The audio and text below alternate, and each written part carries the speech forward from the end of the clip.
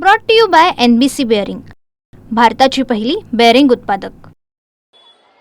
सध्या नागपुरात विधिमंडळाचं हिवाळी अधिवेशन सुरू आहे आणि या हिवाळी अधिवेशनावर दररोज मोठ्या प्रमाणावर आपल्या मागण्यांना घेऊन जे आहे ते मोर्चे धडकत आहे। आज जर आपण पाहतो या 3 दिवसातला सर्वात मोठा मोर्चा जो आहे तो आयटकचा मोर्चा आहे आणि या मोर्चामध्ये कष्टकरी महिला ज्या आहेत त्या सहभागी झालेल्या आहेत।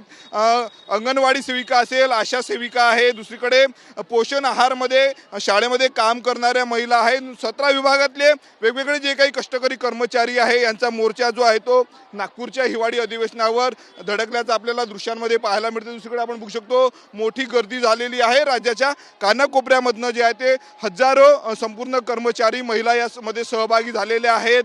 मानधन वाढ असेल, पेन्शन लागू करा, ग्रॅज्युटी सोबतच ऑनलाईन कामाचा जो काही या कष्टकरी महिलांवर भार आहे तो भार कमी करा या मागणीसाठी जे आहे ते संपूर्ण मोर्चा या ठिकाणी काढण्यात आलेला आहे।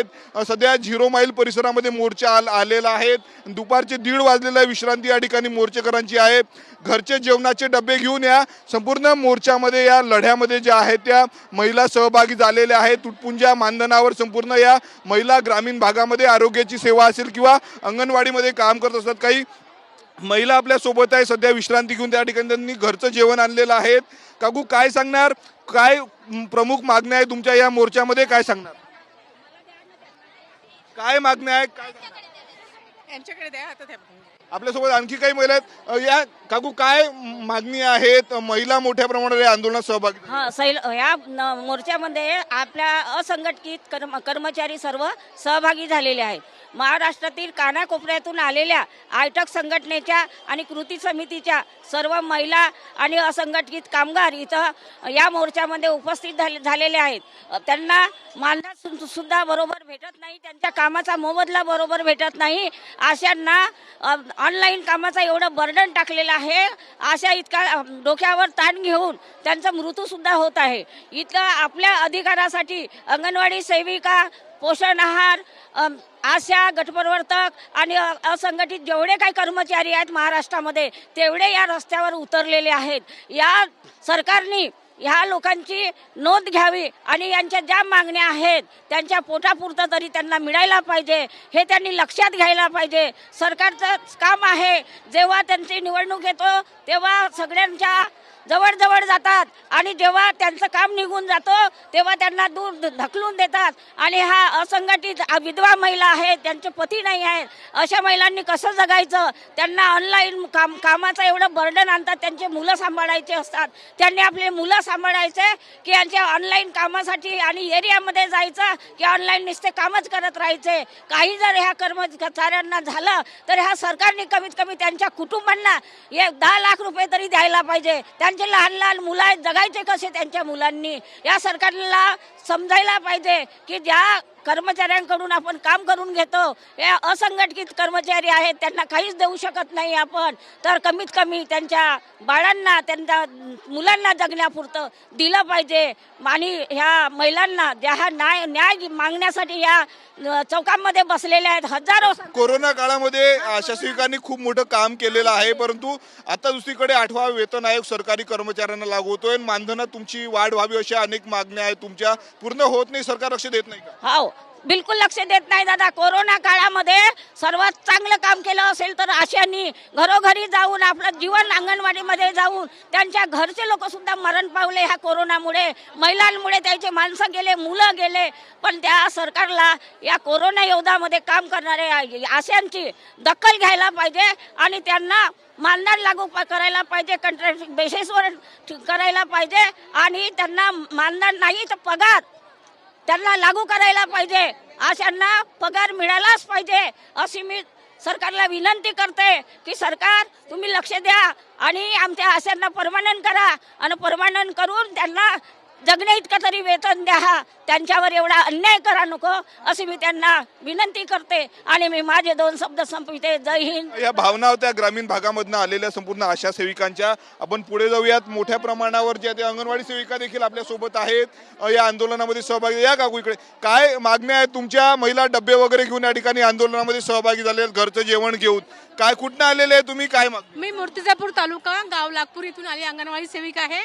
आजचा आमचा मोर्चा असा आहे की जो आम्हाला प्रोत्साहन भत्ता दिला जातो आहे तो पगारात जो GR 15,000चा काढला प्रोत्साहन भत्ताचा निकष आम्हाला हे लागूच नाही. आम्हाला डायरेक्ट 15,000 रुपये आम्हाला महिन्याला मानधन हवं आहे आणि जास्त अंगणवाडी सेविका काम करूनही त्यांना मानधन म्हणजे प्रोत्साहन भत्ता येत नाही आहे. आम्ही 100% काम करूनही काही जणांना 1400, काही जणांना 1600, तर काही कोणाला काहीच मिळत नाही आहे.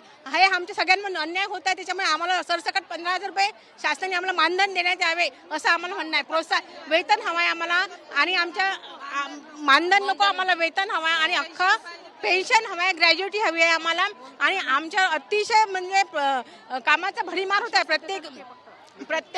प्रत्येक योजनेचा आम्हाला आमच्यावर म्हणजे अंगणवाडी काय कुठलंही काम असं फुकटात अंगणवाडी सेविका काम करायला तयार आहे असे त्या करून ठेवलं आहे. म्हणजे आमची अशी गता करून ठेवली आहे की सालाच्या गडीप्रमाणे दिवसभर कामच मोबदल्याची अपेक्षा करू नका असं या सरकारने आमचं करून ठेवलं. त्याच्यामुळे आम्हाला सरकारला हात जोडून विनंती आहे की आमच्या कामाचा भरपूर असा मोबदला द्या. कमीत कमी 30,000 रुपये महिन्याला मानधन द्या आणि बाहेरच्या योजनांचा भडीमान आमच्यावर करू नका. आमच्या चिमुकल्या मुलांना जे आहे त्यांना जे आम्ही पूर्व प्राथमिक शिक्षण देतो त्यांच्याकडे लक्ष द्यायला मला वेळ द्या असं मला शासनाला विनंती आहे. लक्ष द्या. काय मुद्दा आहे तुमचा? दादा, जे 150 वर्षापासून 2005 मध्ये आशांची नियुक्ती झाली त्यावेळी 150 रुपयाने ह्या महिलांनी काम केलेलं आहे आणि 150 रुपयापासून आतापर्यंत आता 2 पैसे तुटके फुटके मिळायला लागले. तर या गव्हर्नमेंटनं 60 वर्ष त्यांचं वय केलं आणि घरी बसायची वेळ आणली आहे त्यांच्यावर. त्यांच्या नावाचे लेटर काढत आहेत. तर सरकारला विनंती आहे का तुम्ही जसं अंगणवाडीवाल्यांना ज्या काही सोयी दिल्या आहेत त्या सोयी पूर्ण नाही का आशा वर्करला द्यायला पाहिजे आणि 60 ते 65 वर्ष वय केलं पाहिजे अशी मी त्यांना आग्रहाची विनंती करते. मी फुलान असो गुटके नागपूर इथून बोलत आहे. आपण बघू शकतो 60 वर्ष निवृत्तीचं वय आशा सेविकांचं केलेलं आहे, परंतु ते वय 65 वर्षाचं केलं पाहिजे अशी मागणी आहे. आपण बघू शकतो मोठ्या प्रमाणावर जे आहे ते संपूर्ण महिला या आंदोलनामध्ये सहभागी झालेल्या आहेत. या ठिकाणी आपण बघू शकतो घरचे डबे घेऊन जे आहे ते संपूर्ण या आशा सेविका आणि अंगणवाडी सेविका या मोर्चामध्ये सहभागी झालेल्या आहे. गेल्या अनेक वर्षांचा संपूर्ण हा लढा आहे आणि या लढ्यालाच घेऊन जे आहे ते आपल्या मागण्यांना घेऊन या मोर्चामध्ये सहभागी झालेले आहे. त्यामुळं मायबाप सरकार आता या महिलांचा प्रश्न निकाली काढणार का, वेगवेगळ्या काही मागण्या ज्या आहेत ते त्या पूर्ण करणार का, हा प्रश्न महत्त्वाचा आहे. कडाक्याच्या थंडीमध्ये जर आपण पाहिलं तर रात्रभर प्रवास करून राज्याच्या कानाकोपऱ्यामधनं जे आहे ते संपूर्ण अंगणवाडी सेविका आणि आशा सेविका ज्या आहेत त्या नागपूरमध्ये दाखल झालेल्या आणि या ठिकाणी जर आपण पाहिलं तर त्यांचं ठिय्या आंदोलन सुरू आहे. कॅमेरामॅन रोहनसह मी Swapnil Umap, TV9 Marathi, Nagpur. Brought to you by NBC bearing, भारताची पहिली बेअरिंग उत्पादक.